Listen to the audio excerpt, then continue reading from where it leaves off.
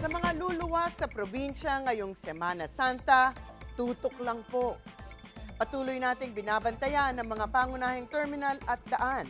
Makikita nyo nga sa inyong mga TV screen ang live na sitwasyon sa PTEX at Batangas Port. Ako naman, ang paalala ko, doble ingat po. Nitong Lunes kasi, sa southbound lane ng NLEX sa Valenzuela City, nag-iyakan ang mga pasahero ng bus na sumalpok sa isang truck. Ay, may napasag. Karambola.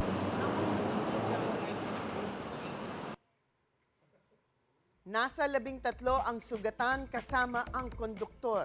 Sa La Union naman, under investigation na rin ang nag-viral na bus na sa sobrang bilis umano ng takbo ay nagdulot ng panic sa mga pasahero. Paalala ng gobyerno, huwag maging kaskasero, lalo't inaasahang dadami pa ang mga biyahero ngayong Semana Santa. Ano nga ba ang karapatan nyo sa ganitong sitwasyon? Ask me, ask Attorney Gabby.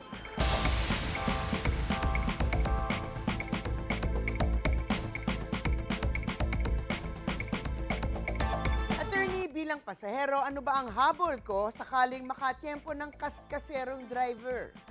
Ay nako, mabuti kung kaskasero lamang at walang nangyari sa mga pasahero dahil kung meron, tiyak na pananagutan nila dapat ang pinsalang naaabutan ng mga ito. Pero kung walang nasaktan, walang nasirang property, wala namang hahabulin ng mga pasahero kung walang damage. Pero syempre, pwede pa rin siyang sitahin ng mga alagad ng pamahalaan natin kung ito yung mga nagigit-gita ng mga sasakyan dahil sila nga ay salot ng lansangan. Maaari silang masita para sa reckless driving na isang kasalanan sa ilalim ng Land Transportation Act at pati na rin sa rules ng MMDA at ng LTO.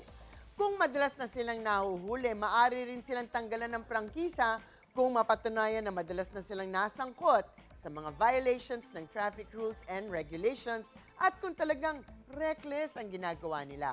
Maaari ding ma-revoke ang lisensya depende sa sitwasyon and upon the observance of due process. Siyempre, kasi nga sa ilalim ng Section 27 ng Republic Act 4136, may kapangyarihan ng LTO chief na magsuspinde, mag-revoke ng lisensya kung mapapatunayan na hindi dapat magkaroon ng lisensya ang isang tao, whether siya ay paulit-ulit na nagbabiolate ng driving rules or kung masyadong mainitin ang ulo. Alam nyo na, road rage, yan din ang isang dapat nating iwasan.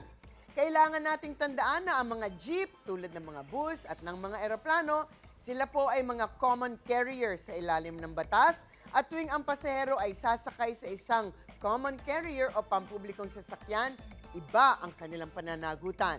Mas malaki ang responsibilidad at ang degree of care na expected sa mga pampublikong sasakyan. Ang mga usaping batas, bibigyan po nating linaw para sa kapayapaan ng pag-iisip. Huwag magdalawang isip.